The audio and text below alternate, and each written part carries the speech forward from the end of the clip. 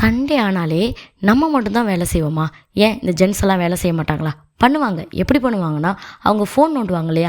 அப்போ கூப்பிட்டு, ராஜா மாடியில் கொஞ்சம் வேலை இருக்குது சாமி, வர்றியா அப்படின்னு கெஞ்சி கேட்டோன்னே, சரி கொஞ்ச நேரம் தானே, இதோ வந்துட்டேன் அப்படின்னு வரும்போது ஆளை அமுக்கிடணுங்க, விட்டுறக்கூடாது. நம்மளை மட்டும் என்ன பாடுபடுத்துகிறாங்க, மட்டனு சிக்கனு அப்புறம் ஃபிஷ்ஷு ப்ரானுன்னு வாங்கி கொடுத்து நம்மளை சாவடி அடிக்கிறாங்க. அந்த தின்ன சோத்துக்கு வேலை செய்யணும்ல.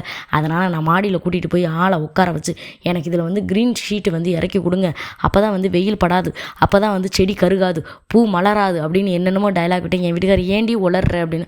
இல்லைங்க, செடியெல்லாம் கருகி போகுது, உங்களை மாதிரி வாடி போயிடுது, கருத்து போயிடுதுன்னு சொன்னேன். ஆமாம், இவ பெரிய ஒளி அப்படின்ட்டு. அப்புறம் என் வீட்டுக்கார் எனக்காக ஆணியெல்லாம் அடிக்க ஆரம்பிச்சிட்டாரு.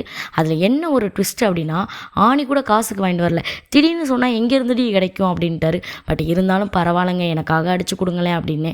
சரி வா அடித்து தரேன் அப்படின்னு சொல்லிட்டு ஆணியெல்லாம் வச்சு அடித்து, ஆணி ஒரு ஷேப்புக்கு மாறிடுச்சு. நாங்கள் அடிக்க வந்து ஆணி ஒரு ஷேப்புக்கே மாறிடுச்சு. பட் இருந்தாலும் முயற்சியை வந்து நாங்கள் கைவிட மாட்டோம்.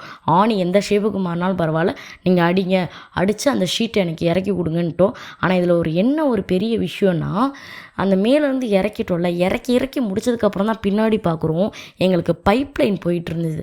அதுலேயே நாங்கள் வந்து இந்த ஆணியே அடிக்காமலே கட்டியிருக்கலாம். எவ்வளோ ஒரு புத்திசாலி பாருங்களேன், நாங்கள் எவ்வளோ ஒரு அறிவாளி. எங்களை மாதிரி அறிவாளி வந்து வீட்டுக்கு இல்லை. ஆமாம், வீட்டுக்கு 2 பேர் இருந்தால் போதும், கண்டிப்பாக உருப்படாது. பக்கத்தில் ஆணி அடிக்கிறோமே, அதுக்கு பக்கத்தில் தானே பைப் லைன் இருக்குது. அந்த பைப் லைனில் இதை கட்டி விட்ருந்தா ஆணி வேஸ்ட்டு, ஆணி அடிக்கிற இதுவும் வேஸ்ட்டு.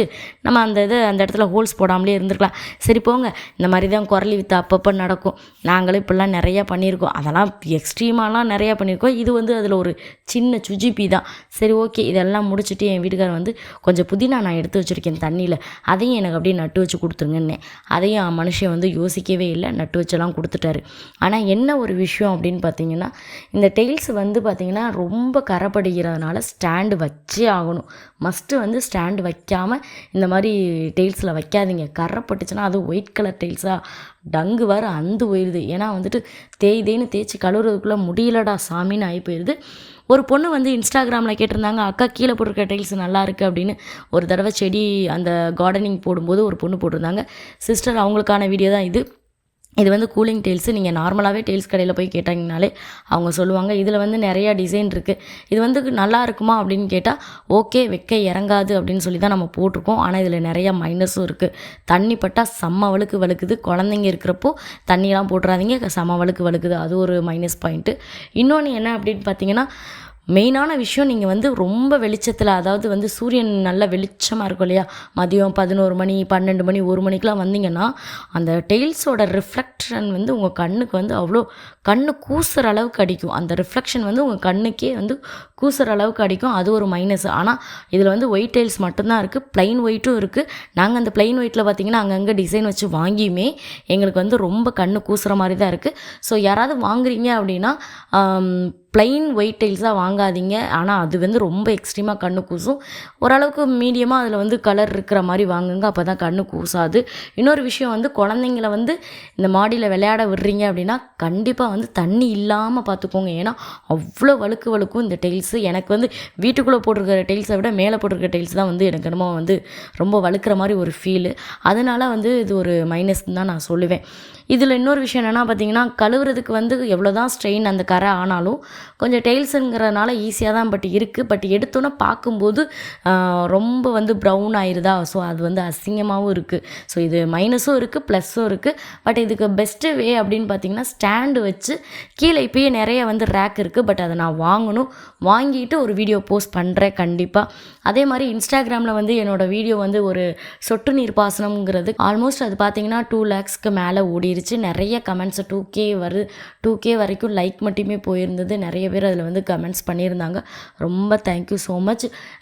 ஆக்சுவலி அது வந்து சடனாக எடுத்த பிளான். சடனாக அம்மா வீட்டுக்கு போகணும், சடனாக எடுத்த பிளான். நம்ம வந்து மாடிக்கு வந்து செடிக்கு தண்ணி ஊற்ற முடியாதே அப்படின்னு சொல்லிட்டு தான் அந்த வீடியோ வந்து நாங்கள் வந்து ஸ்பாட்டில் யோசித்து நாங்களும் ஒரு யூடியூப் சேனலில் போய் பார்த்து அதை தான் நாங்கள் போட்டிருந்தோம். ஆனால் அது இன்ஸ்டாகிராமில் வந்து ஆல்மோஸ்ட் வந்துட்டு 2 லட்சத்துக்கு மேலே வந்து வியூஸ் போயிருந்தது, 2Kக்கு மேலே லைக்ஸே வந்துருந்தது. So thank you so much.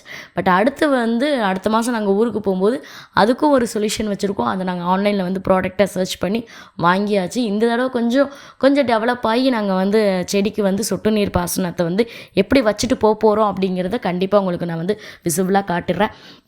இந்த ஃபைனல் வேலையெல்லாம் முடிச்சுட்டு அந்தந்த செடி அங்கங்கே வச்சாச்சு. ஸோ இந்த வீடியோ பிடிச்சிருக்கா, எப்படி இருக்குது, என்ன இதில் ஏதாவது நிறை குறைகள் இருந்தால் கண்டிப்பாக நீங்கள் என்கிட்ட ஷேர் பண்ணலாம். இந்த க்ரீன் ஷீட் வந்து போடுறதுனால என்னென்னா, காற்று இல்லாத டைமில் வந்து ஓகே, பட் காற்று அடிக்குது அப்படின்னா கண்டிப்பாக இது சக்ஸஸ் ஆகுமா அப்படின்னு எங்களுக்கு தெரியாது. நாங்களும் வந்துட்டு ட்ரை தான் பண்ணுறோம். பட் இப்போது வந்து போட்டே 2 days ஆயிடுச்சு. அந்த ஷீட்டு போட்டே 2 days ஆயிடுச்சு. பட் இது வரைக்கும் வந்துட்டு அது வந்து கலரில் அவுந்து போகலை, ரொம்ப ஸ்ட்ராங்காக தான் இருக்குது. பக்கத்தில் வீடெல்லாம் நெருக்கமாக இருந்துச்சுன்னா உங்களுக்கு காத்தோட்ட வசதி கம்மினா, பட் இது நல்லாவே ஒர்க் அவுட் ஆகும். ரொம்ப வெயில் வந்து நம்மளோட செடியில் படாது. என்ன தான் நம்ம வந்து காலையில் ராத்திரின்னு தண்ணி ஊற்றினாலும் சாயந்தரம்னு என்னமோ ஒரு மைனஸ் இருக்குது. அந்த செடியோட இதழ்கள் வந்து கருக ஆரம்பிக்குது, ரோஸோட இதழுமே கருக்க ஆரம்பிக்குது. ஸோ அதுக்கான முயற்சி தான் இது சக்ஸஸ் ஆகுதா, இதில் வந்து எப்படி க்ரோத் வருது, நான் ஃபைனலாக வந்துட்டு ஏதாவது ஒரு வீடியோவில் கண்டிப்பாக போஸ்ட் பண்ணுறேன். ஸோ இந்த வீடியோ பார்த்துட்டு இந்த வீடியோ பிடிச்சிருந்துச்சுன்னா லைக் பண்ணிக்கோங்க. நம்ம மலைத்தூரல் சேனலை மறக்காமல் சப்ஸ்கிரைப் பண்ணிக்கோங்க. எனக்கும் கொஞ்சம் த்ரோட் பெயின்னால கொஞ்சம் அப்படி இப்படின்னு பேசியிருப்பேன், கொஞ்சமாக அட்ஜஸ்ட் பண்ணிக்கோங்க. தேங்க்யூ ஸோ மச், பாய்.